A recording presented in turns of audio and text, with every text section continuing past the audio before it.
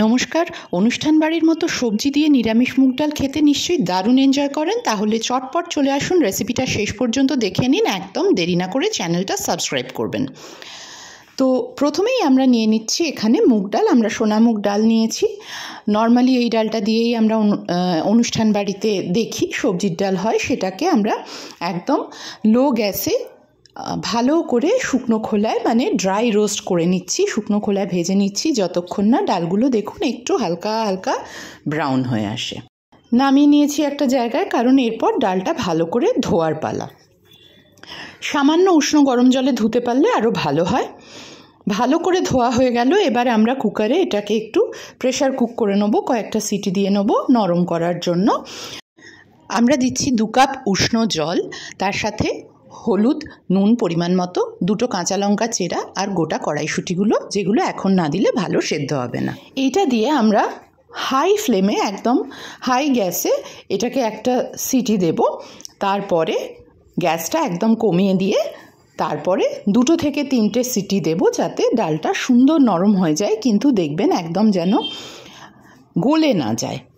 তো আমাদের এখানে প্রেশার কুক করে ডালটা সাইডে রেখে দিলাম। এবার সবজিগুলো দেখে নিই কী কী দিচ্ছি। ফুলকপি নিয়েছি, কড়াইশুঁটি, গাজর, ফ্রেঞ্চ বিনস নিয়েছি, আর এগুলোকে প্রথমে একটু ভেজে নেব, বিশেষ করে কপিটাকে একটু ভেজে নেব।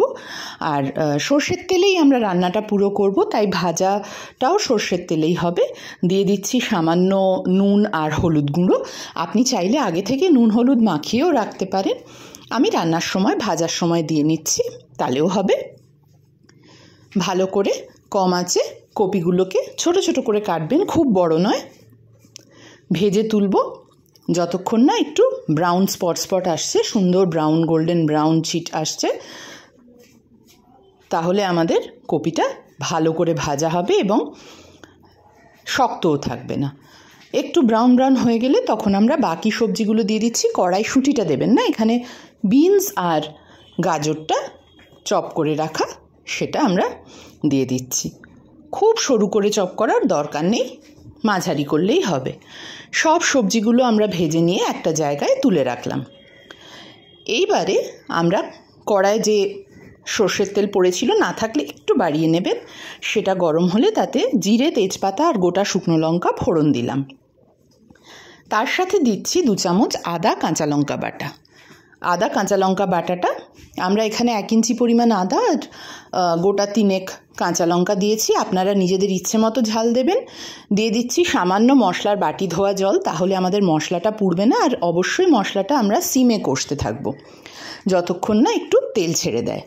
এই ডালটা কিন্তু একটু মিষ্টি মিষ্টি হয়, সুতরাং আপনারা একটু মিষ্টি দিলে তবেই ডালটা খেতে ভালো হবে। দিয়ে দিচ্ছি চপ করে রাখা টমেটো, ছোট্ট ছোট্ট করে একদম কুচিয়ে রেখেছি টমেটোগুলো। দিয়ে দিচ্ছি চপ করে রাখা টমেটোর পরে সামান্য হলুদ গুঁড়ো। এটাই একদম কম আঁচে আমাদের কষতে হবে। কষতে কষতে দেখবেন টমেটোটা একদম নরম হয়ে গেছে। এরপর দিচ্ছি চিনি।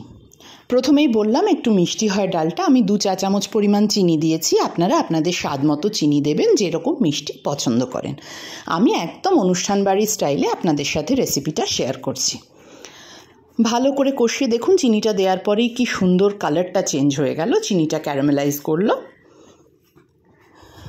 এরপরে আমরা ভালো করে সবজিগুলো কষিয়ে নিচ্ছি। যে সবজিগুলো আমরা ভেজে রেখেছিলাম নুন হলুদ মাখিয়ে, গাজর, কপি আর বিনস, ফ্রেঞ্চ বিনস, এইগুলো আমরা ভালো করে এখানে মিশিয়ে সব শুদ্ধ কষে নিচ্ছি। কষে নেওয়া হয়ে গেলে একটু জায়গা করে তেলে দিচ্ছি কিছু কুচনো নারকোল। নারকোল কুচনোটা একটু ভেজে নিয়ে আমরা এর সাথে মিশিয়ে দিচ্ছি। ওই তেলেই হয়ে যাবে, আলাদা করে ভাজতে হবে না। নারকোল কুচনোটা দিলেও ভীষণ খেতে দারুণ টেস্টি হয়। অনেকে এর সাথে একটু কিশমিশও দিয়ে থাকেন, আপনি চাইলে দিতেই পারেন। ডালটা অলরেডি একটু মিষ্টি মিষ্টি হচ্ছে বলে আমি আর এক্সট্রা কিশমিশ দিইনি। এবার আমরা সেদ্ধ ডালটা এর সাথে মিশিয়ে দিচ্ছি। ডালটা একটু ঠান্ডা হলে একটু বসে যাবে, ঘন হয়ে যাবে, সেই জন্য পরিমাণ মতো জল চাইলে মিশিয়ে দেবেন অবশ্যই। আমিও একটু জল মিশিয়েছি সামান্য। এবারে এটাকে ভালো করে একটা ফুটিয়ে নিয়ে, বেশিক্ষণ নয়, যেই একটা বয়েল আসবে তারপরেই তাতে আমরা অ্যাড করছি গরম মশলা গুঁড়ো আর ঘি। ঘি গরম মশলা ছাড়া তো আমাদের নিরামিষ রান্না একদমই অসম্পূর্ণ। তো এই দুটোকে ভালো করে মিশিয়ে দিলেই আমাদের রান্না একদম রেডি। দেখবেন আপনাদের দারুণ লাগবে খেতে। নিরামিষ রান্না হিসেবে, ডাল হিসেবে, এর সাথে গরম ভাত হলে আর কিচ্ছু লাগবে না। অবশ্যই দেখতে থাকুন, বানান, কেমন লাগলো আমাদের জানান, আর আমাদের চ্যানেলটা সাবস্ক্রাইব করতে কিন্তু একদম ভুলে যাবেন না। আমরা চটপট আপনাদের সাথে আবার নানা রকম মজাদার রেসিপি শেয়ার করার জন্য হাজির হয়ে যাব। ততক্ষণ দেখতে থাকুন salt and pepper by Ranjini. Thank you so much for watching.